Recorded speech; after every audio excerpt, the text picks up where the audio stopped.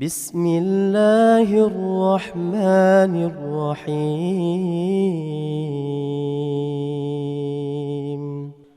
بسم الله الرحمن الرحيم. السلام عليكم ورحمة الله وبركاته.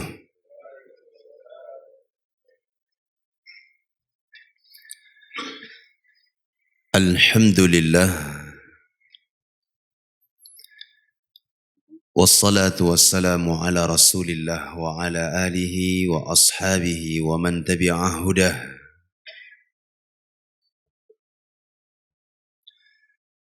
أشهد أن لا إله إلا الله وحده لا شريك له وأشهد أن محمدا عبده ورسوله صلى الله عليه وعلى آله وصحبه وسلم تسليما كثيرا. يقول ربنا تبارك وتعالى في القرآن الكريم: يا أيها الذين آمنوا اتقوا الله حق تقاته ولا تموتن إلا وأنتم مسلمون. أما بعد. أيها الحاضرون, jamaah salat subuh yang dimuliakan oleh Allah Subhanahu wa taala. Alhamdulillah, segala puji dan syukur selalu dan tidak henti-hentinya kita panjatkan kepada Allah Tabaraka wa ta'ala. Dialah Allah Subhanahu wa ta'ala yang berfirman di dalam Al-Quranul Karim, "Wa ma bikum min ni'matin faminallah." Tidak ada satu nikmat pun yang kalian dapatkan melainkan nikmat itu datang dari Allah Subhanahu wa ta'ala. Dialah Allah Subhanahu wa ta'ala yang juga berfirman di dalam Al-Quranul Karim, "Wa in ta'uddu ni'matallah la tuhsuha." Apabila kalian menghitung nikmat Allah Subhanahu wa ta'ala, la tuhsuha, niscaya kalian tidak akan pernah mampu menghitung nikmat Allah Subhanahu wa ta'ala. Karena banyaknya nikmat, banyaknya dan besarnya kenikmatan yang Allah Subhanahu wa ta'ala anugerahkan kepada kita. Hadirin jamaah salat subuh yang dimuliakan oleh Allah Subhanahu wa ta'ala, nikmat yang paling besar yang Allah Subhanahu wa ta'ala anugerahkan kepada kita adalah nikmatul hidayah kepada Islam. Nikmat berada di dalam sebuah agama yang diridhai dan dicintai oleh Allah Subhanahu wa ta'ala. Namun satu hal penting yang harus kita fahami, dan mayoritas muslimin mereka tidak mengenalnya. Mereka diberikan nikmat Islam yang begitu besar ini, namun mereka tidak faham dan tidak menjalani apa yang telah menjadi konsekuensi dari Islam itu. Hadirin yang dimuliakan oleh Allah Azza wa Jalla, diterangkan oleh para ulama, Islam itu adalah al-istislamu lillahi bitauhid. Islam itu adalah berserah diri kepada Allah Subhanahu wa ta'ala dengan mentauhidkan Allah. Wal inqiyadu lahu bitta'ah, tunduk atau patuh kepada Allah Subhanahu wa ta'ala dengan ketaatan. Wal bara'atu minasyirki wa ahli, serta berlepas diri dari kesyirikan dan pelakunya. Inilah Islam. Dan alhamdulillah Allah Subhanahu wa ta'ala beri kepada kita nikmatul Islam, dan kita mohon kepada Allah Subhanahu wa ta'ala supaya kita bisa menjalani apa yang telah menjadi keharusan dan konsekuensi dari makna Islam itu. Salawat beserta salam juga tidak lupa selalu dan senantiasa kita alamatkan untuk Nabi kita Muhammad sallallahu alaihi wa ala alihi wa sahbihi wasallam. Karena sebagai umat yang baik, umat yang mengaku cinta dan berittiba kepada Nabi alaihi salatu wassalam, tentunya kita harus memperbanyak salawat dan salam kepada Nabi alaihi salatu wassalam. Dijelaskan dan diterangkan oleh para ulama bahwa orang yang paling banyak bersalawat kepada Rasul sallallahu alaihi wasallam adalah ahlul hadis, ulama. Kenapa? Setiap kali mereka membaca hadis Nabi, mengajarkan hadis Rasul, menjabarkan hadis-hadis Nabi kepada murid-murid mereka lewat nama Rasulullah sallallahu alaihi wasallam dengan lafaz qala Rasulullah anin Nabi sallallahu alaihi wasallam anna Rasulullah, selalu mereka iringi dengan salawat dan salam kepada Rasul sallallahu alaihi wa ala alihi wa sahbihi wasallam. Hadirin kaum muslimin, jamaah salat subuh yang dimuliakan oleh Allah Subhanahu wa taala, biasanya kita membaca di waktu subuh adalah kajian kitab Usul Sittah, 6 landasan yang harus dikenal dan diketahui oleh setiap muslim maupun muslimah. Namun untuk pagi yang mulia ini, saya ingin membaca sebuah hadis datang dari Rasulullah sallallahu alaihi wa ala alihi wasallam yang diriwayatkan oleh Imam Muslim rahimahullahu taala dari sahabat Abu Dzar Al-Ghifari radhiyallahu anhu.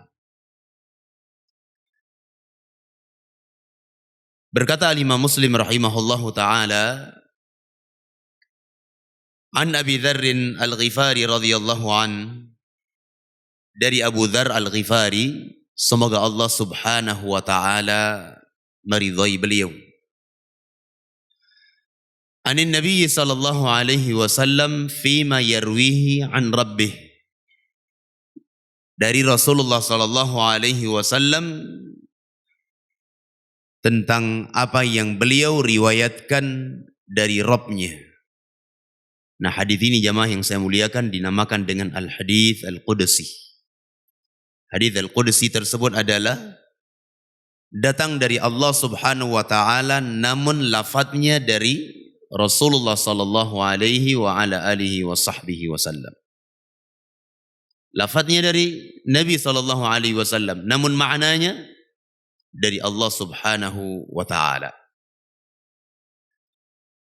Annahu qala, bahwasanya Allah Subhanahu wa taala berfirman,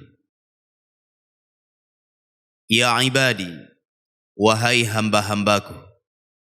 Dan kita semua terpanggil dengan hadis al-Qudsi ini tanpa kecuali. Saya yang berbicara di hadapan jamaah sekalian, jamaah yang berhadir di tempat ini, siapa saja yang tergolong dari hamba-hamba Allah Subhanahu wa taala dari kalangan manusia, terpanggilkan dengan hadis ini, termasuk kita semuanya jamaah yang saya muliakan. Ya ibadi, wahai hamba-hambaku, inni haramtu dzulma ala nafsi, sesungguhnya aku mengharamkan kezaliman atas diriku. Allah Subhanahu wa taala mengharamkan perbuatan az-zulm atas dirinya. Wa ja'altuhu bainakum muharrama, dan aku jadikan kezaliman itu haram di antara kalian. Fala tadzalamu, maka janganlah kalian menzalimi sebagian yang lainnya. Hadirin jamaah subuh yang dimuliakan oleh Allah Subhanahu wa taala, diterangkan oleh para ulama yang dimaksud dengan kezaliman itu adalah wad'u syai' fi ghairi mawdhi'i, meletakkan sesuatu bukan pada tempatnya. Ia meletakkan sesuatu bukan pada tempatnya yang layak, bukan tempatnya yang sesuai yang telah ditentukan. Ini dinamakan dengan kezaliman di dalam di dalam bahasa Arab. Sehingga dilarang oleh Allah Subhanahu wa ta'ala.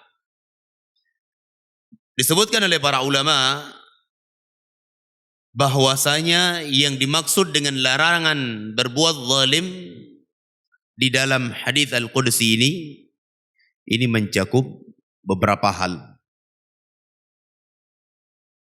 Yang pertama adalah kezaliman seorang hamba terhadap saudaranya yang lain. Dan makna yang pertama ini lebih zahir dan lebih besar kemungkinannya. Karena lafaz hadis dari Nabi SAW, "Fala tadzalamu", janganlah kalian saling berbuat zalim. Hadirin jamaah subuh yang dimuliakan oleh Allah Azza wa Jal, kezaliman seorang hamba terhadap saudaranya itu bentuknya banyak sekali. Banyak sekali bentuknya jamaah yang saya muliakan. Mencakup kezaliman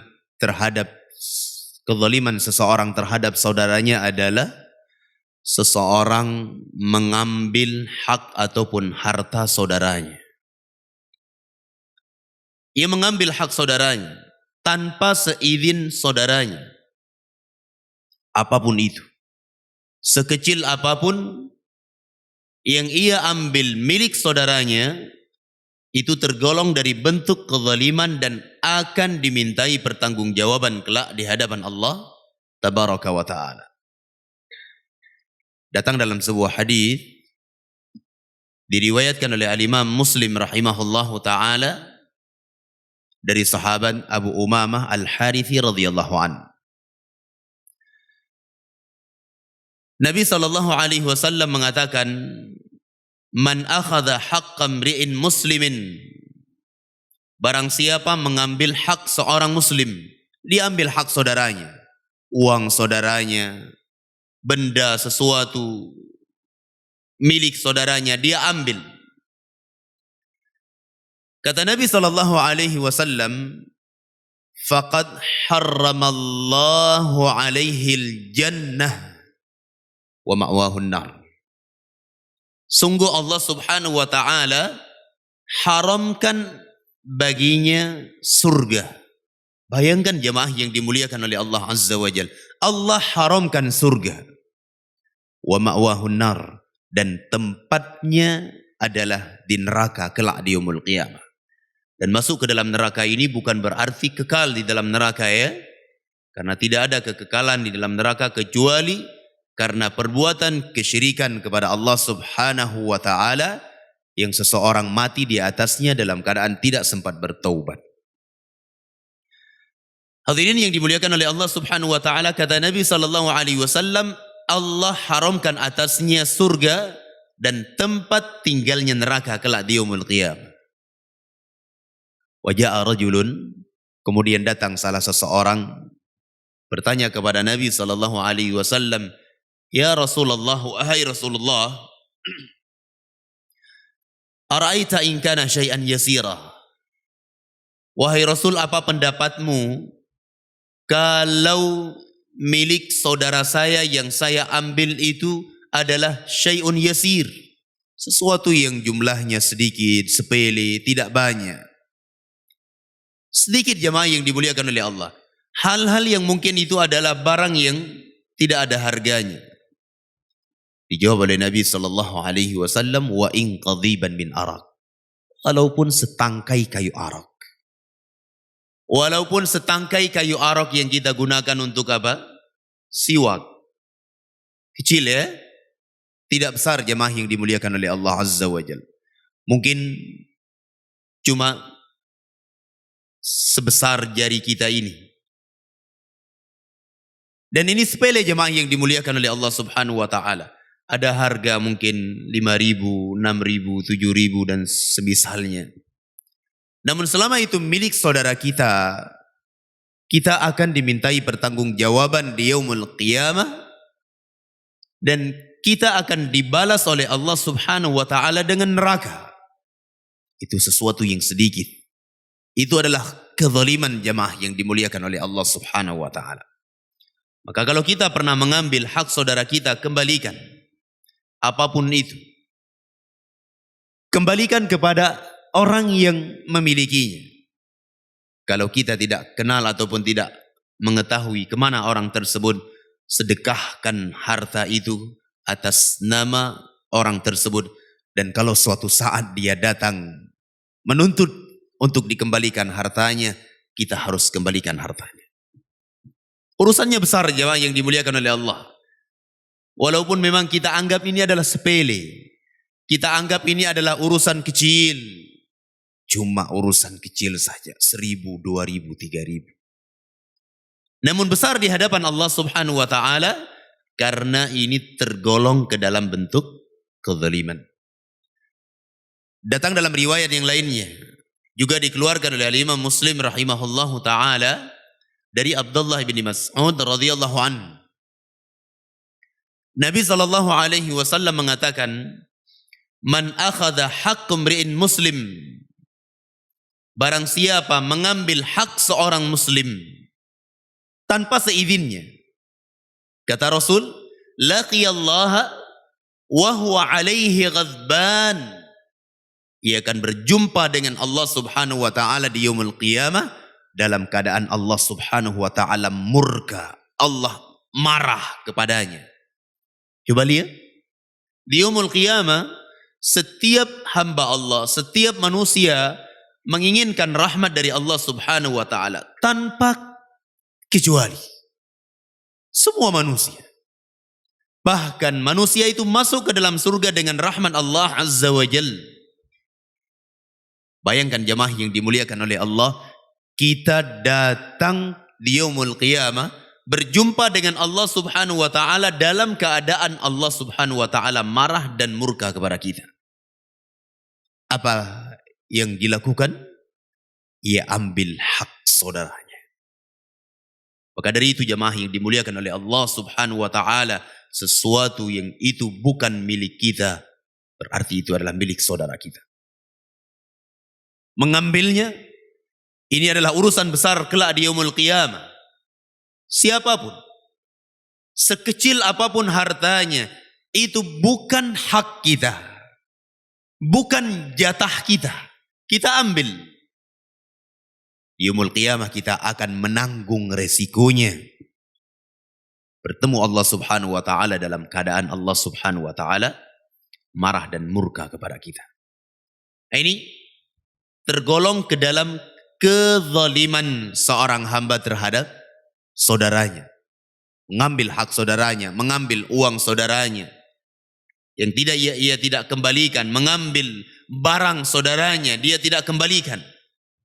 Di yaumul qiyamah akan dituntut dan akan dimasukkan ke dalam neraka Allah Subhanahu wa taala. Na'udzubillah, kita berlindung kepada Allah Subhanahu wa taala. Diterangkan oleh para ulama termasuk juga ke dalam kezaliman seorang hamba terhadap saudaranya adalah membunuh jiwa saudaranya. Menumpahkan darah saudaranya. Nah, ini besar juga jemaah yang dimuliakan oleh Allah Subhanahu wa taala, hukumannya di dalam Islam. Sehingga Islam adalah agama yang sangat menjaga hak-hak seorang muslim dan juga hak manusia-manusia yang lainnya. Tidak ada yang boleh ditumpahkan darahnya kecuali orang-orang yang dibolehkan secara syar'i. Tidak ada yang dibenarkan. Kecuali yang dibolehkan secara syar'i jemaah yang dimuliakan oleh Allah Subhanahu wa taala. Dan itu pun yang melakukannya adalah para penguasa. Kata Nabi sallallahu alaihi wasallam, la yahillu damu mri'in muslim illa bi ihda thalath. Tidak halal darah seorang muslim itu ditumpahkan kecuali salah satu dari 3 alasan. Salah satu dari 3 alasan kata Nabi sallallahu alaihi wasallam. Yang pertama adalah seorang yang sudah pernah menikah lalu dia berzina. Sudah pernah menikah. Ia sudah merasakan lezatnya pernikahan. Ia sudah pernah merasakan nikmatnya sebuah pernikahan yang sah. Lalu setelah itu dia berzina. Maka orang ini dirajam dengan batu sampai mati. Dan yang melakukannya adalah penguasa. Bukan pribadi-pribadi kita jamaah yang dimuliakan oleh Allah. Bukan sebuah kelompok ataupun organisasi yang ada. Lihat seseorang yang ada di dalam organisasinya berzina lalu dirajam. Ini keliru. Ya. Lah bagaimana kalau negeri kita tidak diterapkan? Minta sama Allah Subhanahu wa taala supaya Allah Subhanahu wa taala menganugerahkan negeri kita ini adalah negeri yang diterapkan di dalamnya syiar-syiar Islam. Ini pertama. Yang kedua, an-nafsu bin nafsi. Seseorang yang membunuh jiwa maka dibalas, dikisos dengan dibunuh. Ini pun yang melakukannya adalah penguasa. Bukan pribadi manusia yang melakukannya. Yang ketiga adalah orang yang murtad dari agamanya, diperangi. Dan sebuah peperangan itu jamaah yang dimuliakan oleh Allah Azza wa Jal, semuanya itu adalah harus dengan izin penguasa. Ketat, ya ketat di dalam Islam. Gak bisa sembarangan jamaah yang dimuliakan oleh Allah Subhanahu wa ta'ala. Selebih dari itu tidak boleh jamaah yang dimuliakan oleh Allah. Ada orang dendam dengan saudaranya, dia tumpahkan darah saudaranya. Haram jamaah yang dimuliakan oleh Allah. Ya, darah seorang muslim itu lebih mulia dibandingkan Ka'bah. Ka'bah yang ada di Mekah jemaah yang dimuliakan oleh Allah. Qiblah umat Islam. Rumah Allah Subhanahu wa taala yang begitu mulia, yang begitu agungnya. Ternyata darah seorang muslim itu lebih mulia. Maka dari itu jemaah yang dimuliakan oleh Allah Azza wa Jal, menumpahkan darah muslim itu adalah petaka kelak di yaumul qiyamah di hadapan Allah Subhanahu wa taala. Tidak sembarangan. Bahkan membunuh jiwa yang diharamkan oleh Allah Subhanahu wa taala sekalipun itu kafir, ini berat balasannya di yaumul qiyamah. Yang dibunuh adalah kafir mu'ahad. Itu seorang kafir yang menjalin perjanjian damai dengan pemerintah muslimin. Atau kafir musta'man. Seorang kafir yang datang ke negeri muslimin dan mereka diberikan jaminan keamanan oleh pemerintah muslimin. Ini banyak. Para turis yang datang jemaah yang dimuliakan oleh Allah, para duta besar yang datang ke negeri kita, mereka itu diberikan jaminan keamanan oleh pemerintah muslimin, oleh pemerintah kita. Haram darahnya ditumpahkan.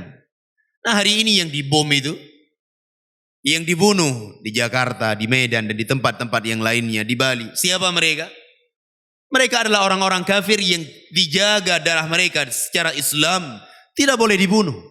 Loh kenapa seperti itu? Ya demikian agama kita.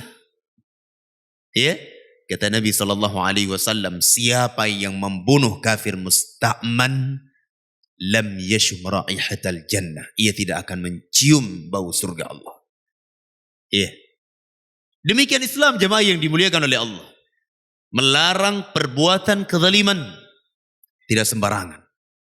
Tidak seenak nafsu kita. Ya. Syariah, Al-Quran was sunnah ala fahmi salaf itu harus berada di depan. Sedangkan akal kita itu harus di belakang. Semangat kalau tidak ada bimbingan syariat itu tidak boleh jemaah yang dimuliakan oleh Allah.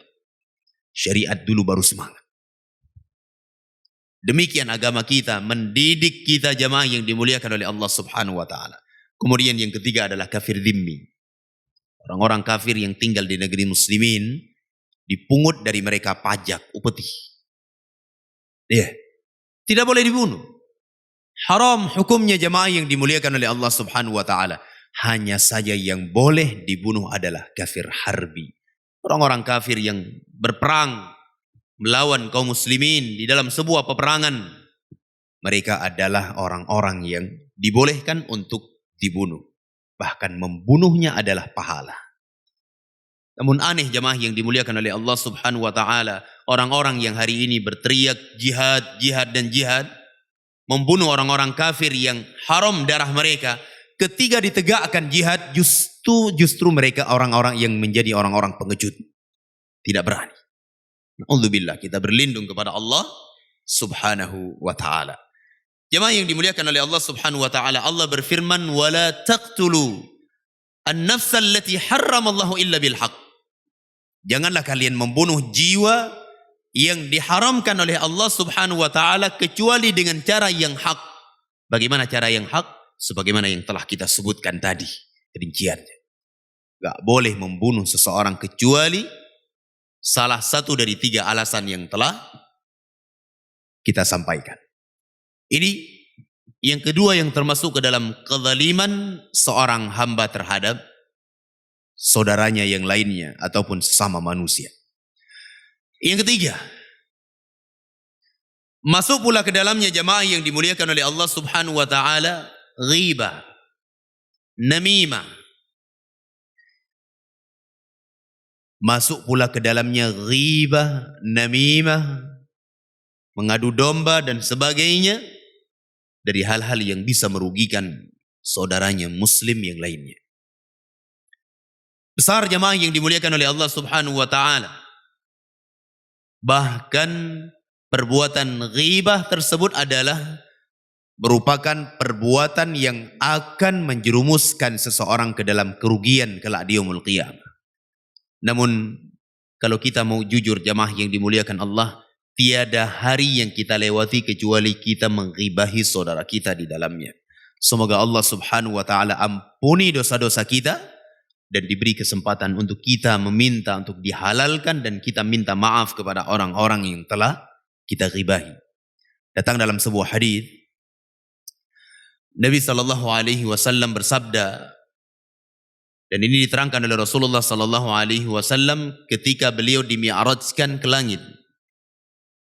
Beliau sallallahu alaihi wasallam mengatakan, "Hina urija bi," ketika aku dimi'rajkan ke langit, kata Nabi sallallahu alaihi wasallam, "Ra'aitu unasan," aku melihat sekelompok manusia, "lahum adfarun min nuhas." Mereka itu memiliki kuku yang panjang, tajam, terbuat dari tembaga. "Yakhmushuna biha sudurahum wa wujuhahum." Mereka mencabik-cabik dada-dada mereka, wajah-wajah mereka dengan kuku tersebut. Na'udzubillah. Nabi sallallahu alaihi wasallam melihat ini di dalam neraka. Ada manusia yang kukunya panjang, kukunya tajam dari tembaga. Mereka cabik wajah-wajah mereka sampai berdarah, dada-dada mereka sampai berdarah. Faqultu, kata Nabi sallallahu alaihi wasallam, "Man haula ya Jibril?" Wahai Jibril, siapa mereka? Faqala, lalu Jibril mengatakan, "Haula alladzina ya'kuluna luhuman nas wa yaqa'una fi a'radihim." Mereka adalah orang-orang yang memakan bangkai saudaranya. Itulah yang dinamakan dengan ghibah. Mereka bangkai saudaranya, menjijikkan jemaah yang dimuliakan oleh Allah. Wa yaqa'una fi a'radihim, dan mereka terjatuh ke dalam apa?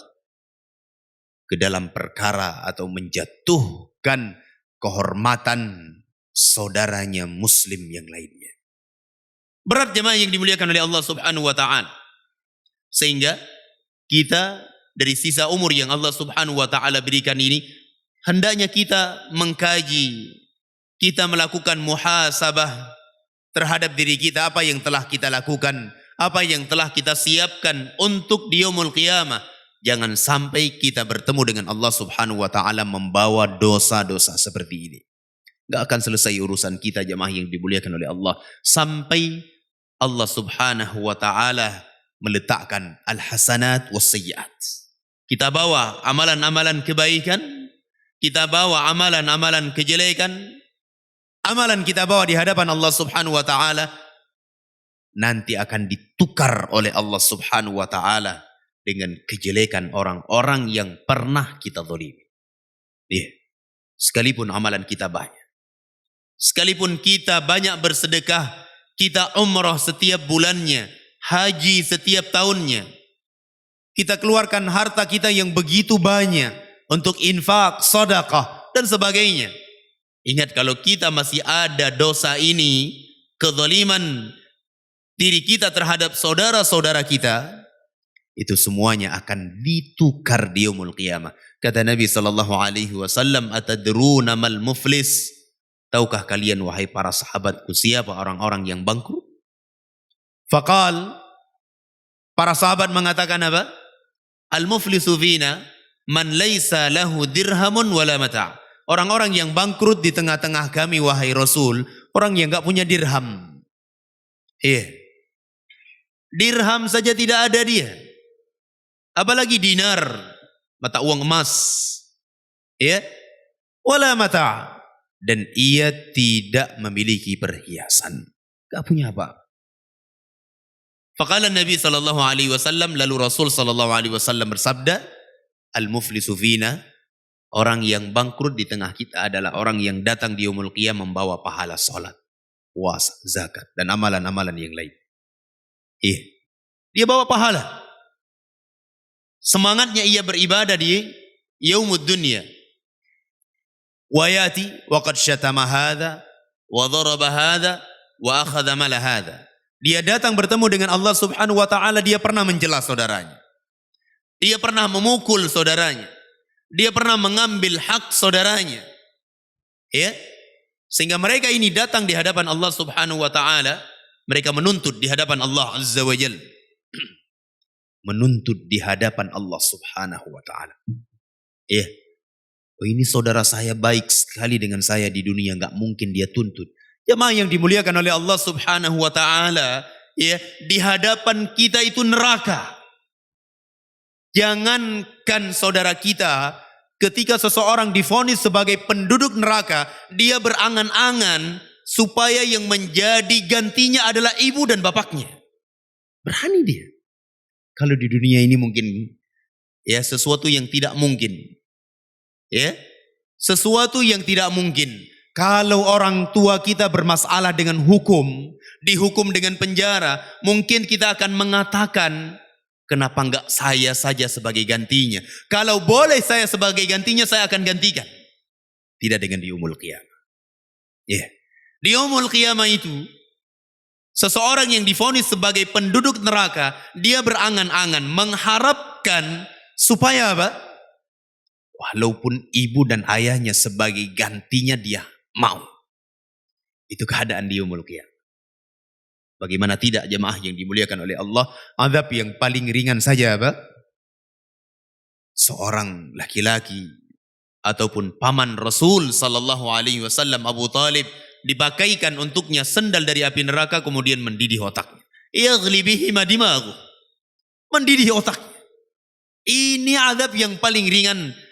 Sampai Nabi SAW menyebutkan bahwa Abu Talib, ia menyangka bahwa ia adalah orang yang paling berat azabnya di yaumul qiyamah. Padahal dia paling ringan. Maka dari itu jemaah yang dimuliakan oleh Allah Subhanahu wa taala, hendaknya kita mengoreksi diri-diri kita.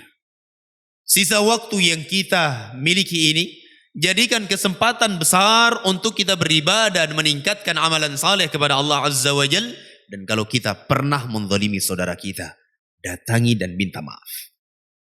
Tidak cukup dan tidak sempurna syarat taubat kita.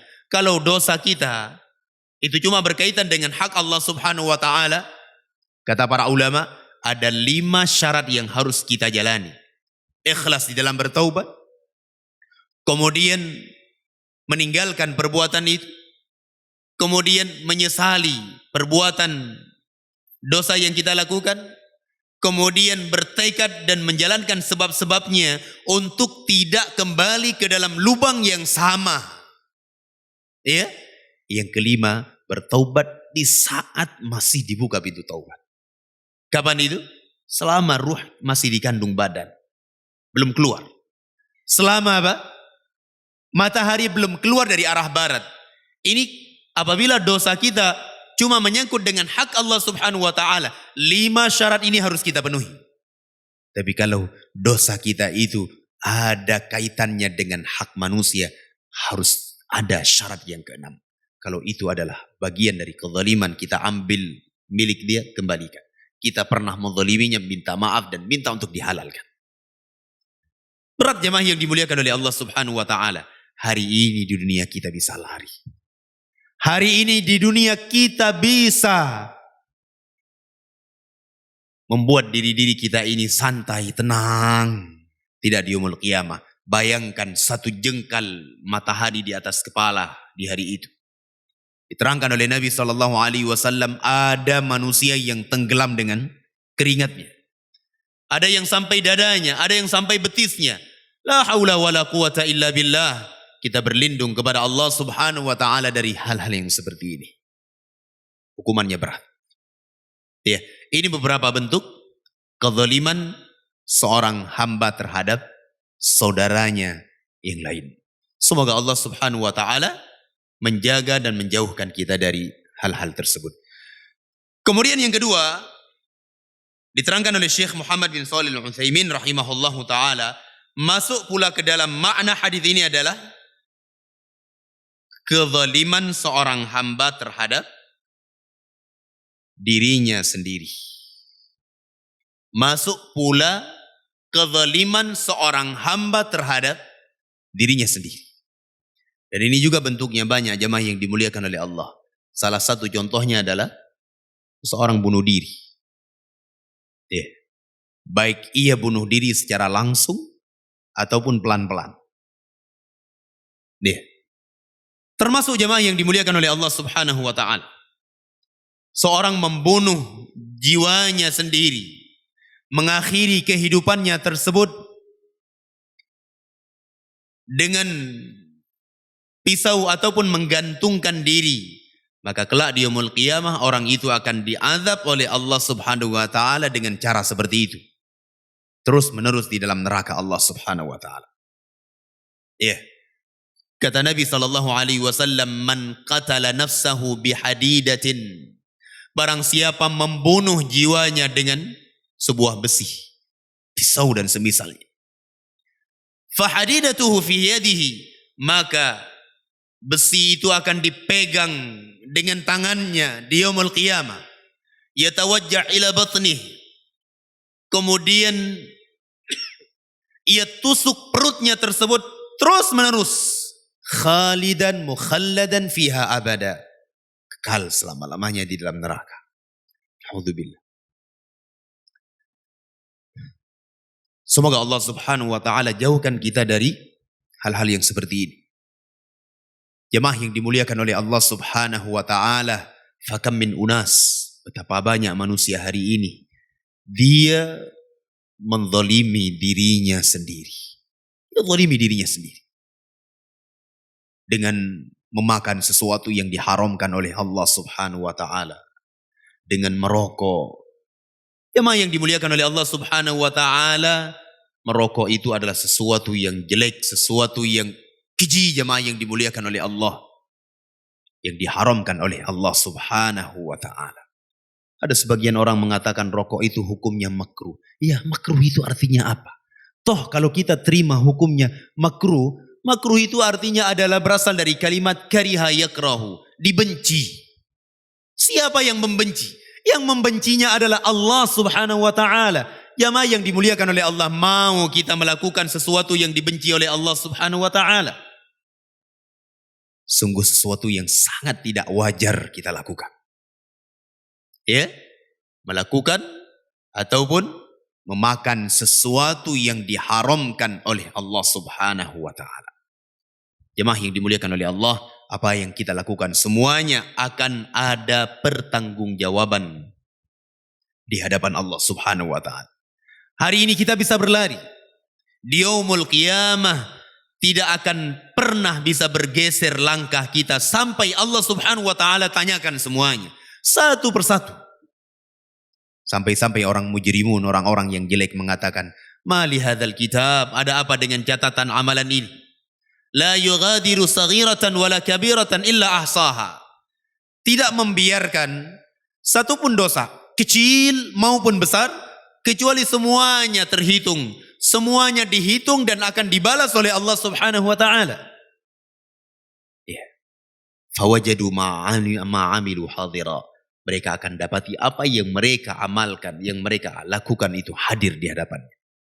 Ya.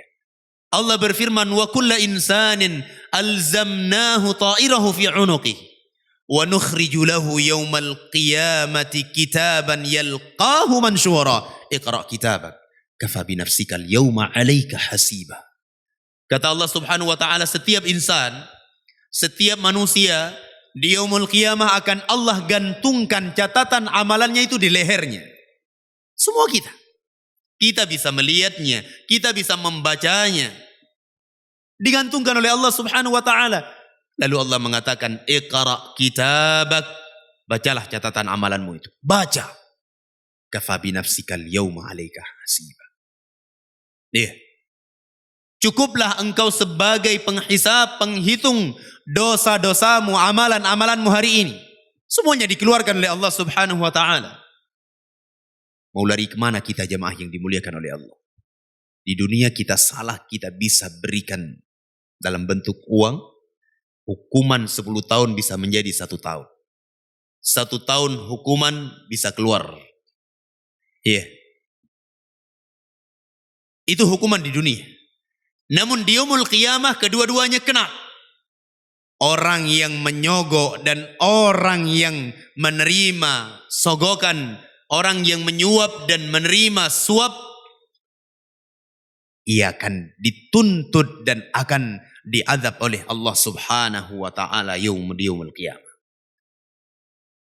Ini sesuatu yang sangat besar jemaah yang dimuliakan oleh Allah.